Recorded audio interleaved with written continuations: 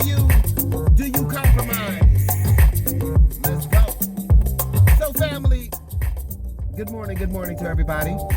My allergies are bothering me, so if I sound a little bit nasally, it's kicking in hard. Anyways, I'm kind of revved up today. Truth be told, I've been up since 4:18 and I couldn't go back to sleep Eastern Standard Time. So I'm kind of like wired, overtired, so to speak. But story of my life, nothing new. Sleep and I are not good friends, never were. Well, maybe years ago, but not now.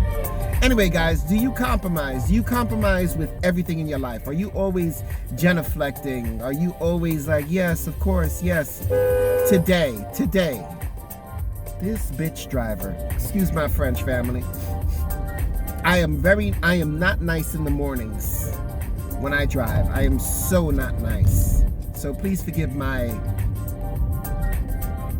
eloquent words. They're very colorful, I know. Anyways, do you compromise? Do you compromise with everything in your life? Are you always like, yes, of course, accommodating this, that, and you just feel less than? You just feel like, damn, I'm always saying yes. I'm always, yeah, no, of course, yeah, no, I got it, no, yeah, no.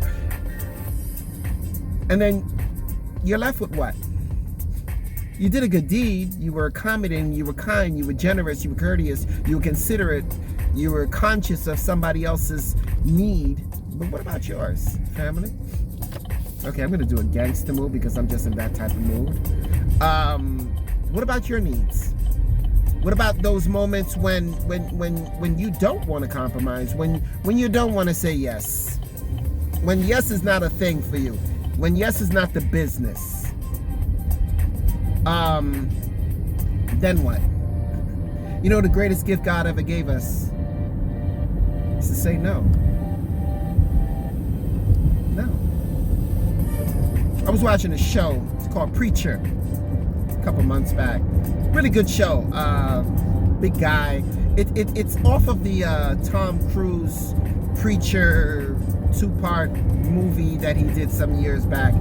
And you know, without going into a lot of detail, this guy, you know, he comes into a town and he's looking for who killed his brother. And there's a scene in where someone asks him, you know, preacher, I want you to do this, and he just calmly says, no. And it harks back to a time when him and his brother were bullied. And the bully didn't know that they were pretty much accomplished fighters, especially Preacher, even though he was younger. And let me bring this back. And beat that boy's ass. And of course they had to go and apologize to the family and blah, blah, blah, and all of this stuff.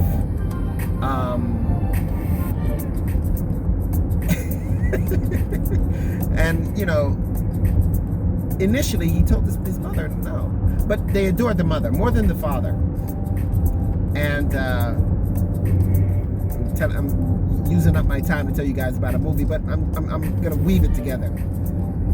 And eventually he goes and you know, the older brother apologizes first, and then he's like, okay, all right, preacher, you know, you're supposed to apologize, and he's like, no, real calm, real cool, no. I'm like, preacher, come on. He goes, all right, I'm sorry that I didn't beat your ass more. I just thought that was hysterical. It was hysterical. It was a hysterical moment. Anyway, are you always compromising? Are you always giving in? I knew a guy that I worked with, really nice guy, really nice guy. But I saw the method to his madness. He was always accommodating, always, yeah, no, I'll do it. No, I'll go do this. Oh, no, I'll go do that. And all the time. But what I realized was that he was using it as a means so that he didn't have to finish his job, or he could get away from his seat, because he was always disappearing. This dude disappeared all the time, always going off someplace. And that's what he was doing. But it was always like, you know, oh, you can call on him, you can call on him, you can call on him. And, but always accommodating. And me, it's interesting because where I work, there are very few men, and not many people call on me. I guess my energy is like, don't even, because no. That's not to say that I won't be considerate, but for the most part, no. I was that guy. I was that accommodating. I was that considerate all the time. Bobby, yeah. Until eventually it's like, no. I didn't feel satisfied from it. Not that I had to gain anything from it, but I didn't feel satisfied by the constant need to sit down and pee, to put it bluntly. I wanted to stand as a man and pee.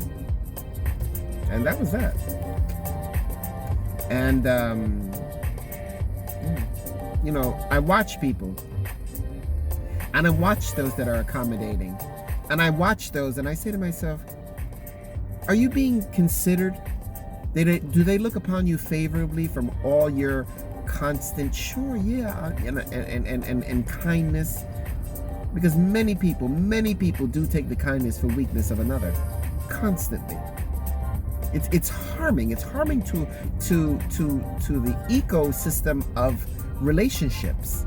And when I say relationships, it could be the relationship with your boss. It could be the relationship with your coworkers, with your family, with your loved ones. It's.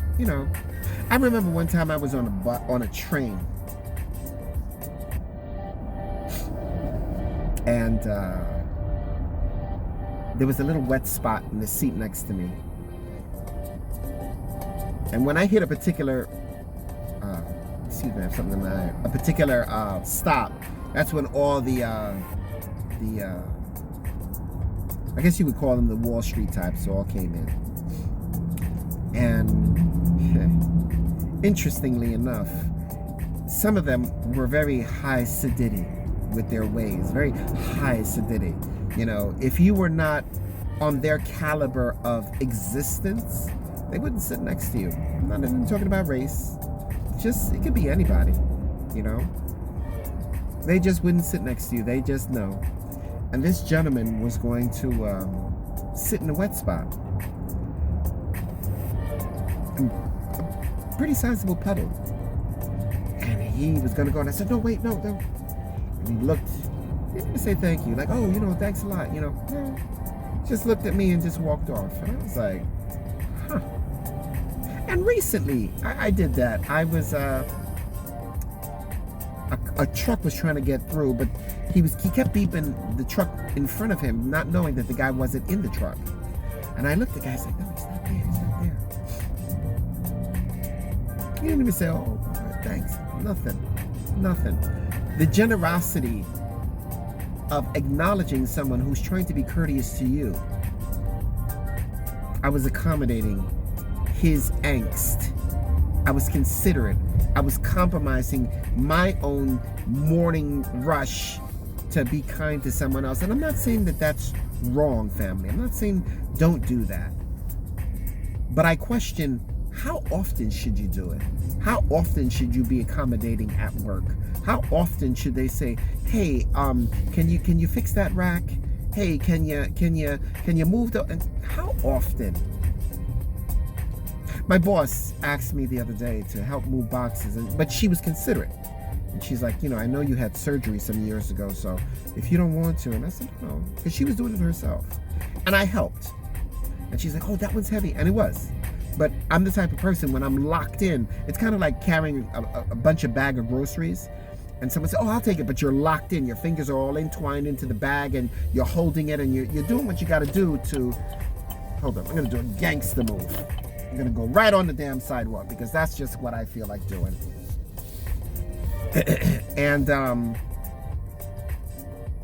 whoa. And, it was a situation where I didn't mind helping, because she is an older, much older woman. And 2, it was a lot of boxes. And 3, she was considerate about me throughout the whole course of everything. Go ahead, prick. She was considerate about me. She remembered that I had surgery some years back, and it could be compromising to my skeletal system. She considered that, and I appreciated that. And she was like, thanks, Bob, thanks, I really appreciate it. And she meant it. So I didn't mind something like that. But how often should one put themselves out? How often should one always be accommodating and accessible? Even accessibility. I'm the type of person that if I don't see you, well. Many of people have left the job that I was at or whatever, and hey, you didn't keep in touch. Yeah, no. I don't mean to be that person, but that's one area where I'm not that accommodating at all. I'm not one to keep in touch. I'm trying to be better behind it, but just caught up in my own matrix. Anyway, family, the topic of today: do you compromise all the time? Are you constantly accommodating? Are you constantly genuflecting? Are you constantly giving? Are you constantly accessible? Are you constantly, sure, yeah, okay, I got you, no problem? And how do you feel behind it all the time? Are you getting back that with what you exert out? Is it coming back to you in tenfold? I want you guys to think about that. And leave some comments down below. And please like, share, and subscribe. I haven't said that for a minute because I'm so not used to it. But please like, share, and subscribe. I keep saying it. Guys, it helps the algorithm. It helps this channel to grow. And it helps to reach out. To individuals that will like this content. I'm not even going to say might like that. I'm going to say will like this content. I'm going to be that bold. Big balls. So, anyway, family, that's all I have for you today. Let's give thanks and praise that we are 6 feet above ground and not below, and that those in our inner circle are in the same vein. Whatever you do today, family, if silence is your remedy of peace, then say it proudly and boldly, to be silent. And my motto, my creed, my belief: whatever you do, family, stay lovely, stay sexy.